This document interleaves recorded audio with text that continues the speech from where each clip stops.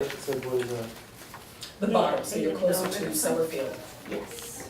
what were the questions again? Oh, this is the question. Famous non. Yeah, we have to talk a little bit about what a Yeah, CBA is, right? Yeah. Non-Muslim. So let's talk about what a community benefits agreement is briefly and what it's not.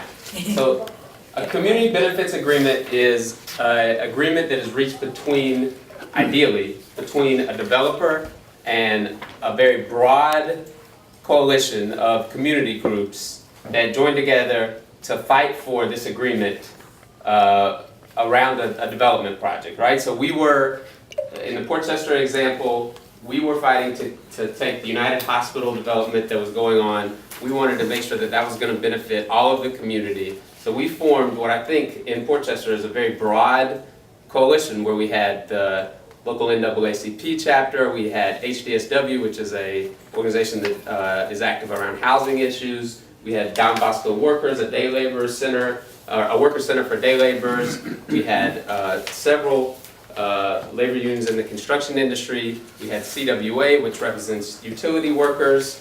I think, to me, that's one of the most important points about a CBA is that you need to have a very broad community coalition at the table to win. You're going to have that if you're going to apply enough pressure on the development process to ever get the developer to come to the table. But B, when you're working out the agreement and what the details of the agreement are, you want to make sure that every voice in the community that has something to say about that development is represented.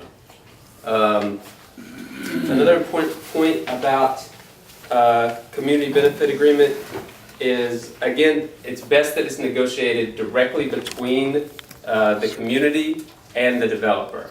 There are a lot of, and we'll talk some more about this, there are a lot of community benefits agreements now, unfortunately, that have been the developer and the municipality, the municipal government, get together and say, these are the benefits we're going to offer as part of this development. Let's call this a community benefit agreement. And really it's a way to like sort of preempt the community coming together and asking for like real demands that are going to cost the developer a lot of money.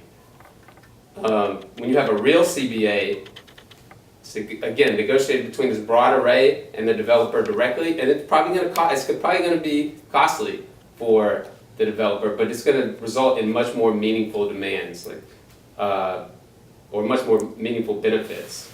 You know, the kind of things that are in CBAs are things that say like all of the jobs at the project have to have a living wage. Things that say that the construction jobs have to pay prevailing wage, agreements for a certain percentage of the development to be affordable housing. What else? Local hire. Local hire agreements, making sure that the people building the project get good jobs. Green space. Green space. Yeah, why don't you guys say things that you think might be in a community benefits agreement? Stormwater runoff prevention. Yep, environmental protections. Right. How about a workable waterfront instead of that monstrosity we have in Portchester? Right. Yeah. Are you a Portchester That thing resident? is nice.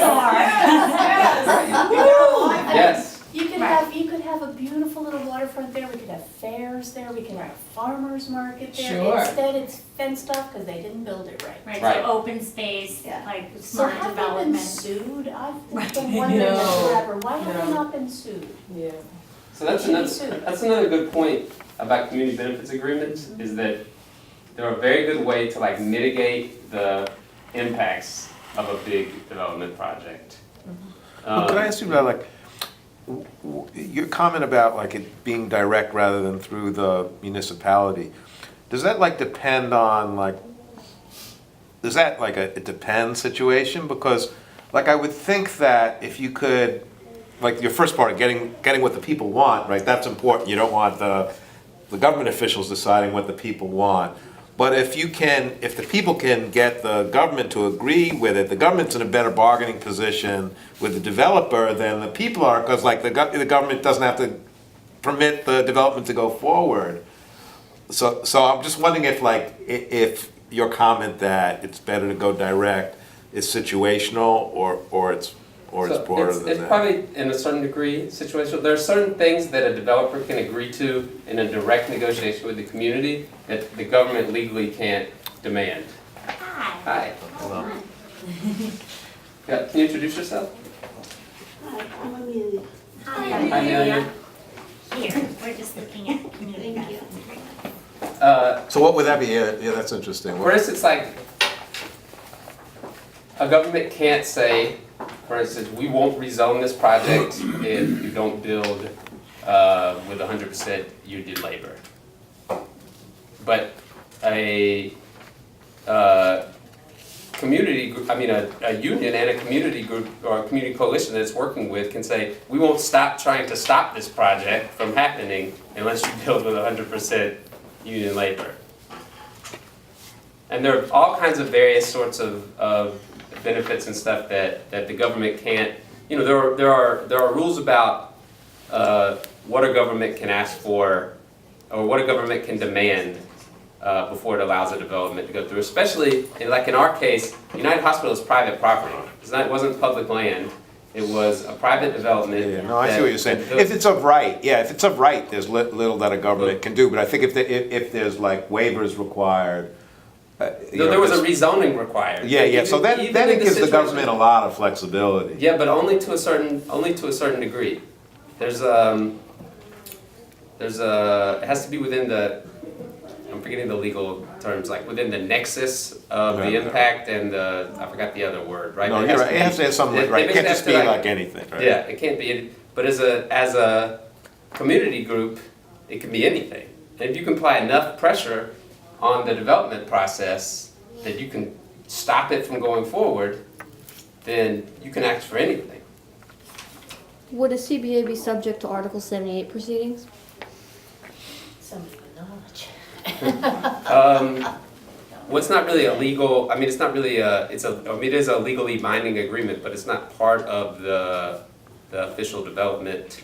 In the case we're talking about where it's community groups and, yeah. If I recall, Article 78 is only based on a government decision. Yeah, so So munis- CBA so- is between them, So what Ben is talking about is between the developer and the community, Article 78. it wouldn't hold up, okay. Yeah. So we were gonna open it up now to a discussion of why do you guys think that CBAs matter? What's the point of doing all of this? Rather than just letting the development go through and, you know, hoping that the government has our back and.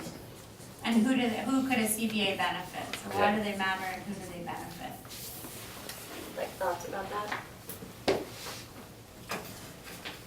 Well, if you design your community to reflect what your community needs, then you're gonna have a happier, more inclusive community. So, I mean, like I said, the waterfront, I'm just gonna use that as an example. That could be a place where everybody comes together for community events. But because they really fouled it up, we don't have it, it's not ours. So that could be a very good community thing. But you're also talking about walkways, you're talking about playgrounds, you're talking about housing, just things that the community actually needs to be a community. Sunlight. Sunlight is a big one. Yeah, It's height important in some limitations. places, yeah. Yeah, height limitations. Right, Yeah. they have community needs, and the community itself is gonna benefit from something, right? The developer is looking to make money, obviously, And that's is, what they do. and is willing to put up at least 2 benches and 1 dying tree in order for 5. Just for you. That's the classic. Classic 3rd Avenue. Right. It's so true. So what other things can a community benefits agreement, who else can it actually benefit? Save taxpayers from paying for something that they would have to bond or through raising of taxes. Right, in Orchester's case, at the time that this was sort of at its height with Starwood, the school board put forth a 40 some odd $million bond because our schools were overcrowded. And it failed. And Sustainable Portchester's position was, well, see, there you go. You know, Starwood is not sort of doing what it needs to do to guarantee that you're not gonna get more than X number of kids. And the pilot then needs to reflect, you know, something that could benefit the school district, you know, more positively. And so the bond failed, and now, but they just passed an $80 million bond, which, you know, was fascinating, and how that happened. Starwood was asking for what's called a payment in lieu of taxes, where you make a payment. Is everybody, before I just assume, is it? Raise your hand if you're not familiar with a pilot. So Starwood was asking for a payment in lieu of taxes, where they would make an annual payment to the village and schools instead of paying regular taxes. So instead of it being based on worth, it's just a designated. Just whatever they can work out, right? And So if this- the worth of the property goes up, it doesn't affect it. exactly. And this pilot, based on Starwood's own study, was gonna cost the village and school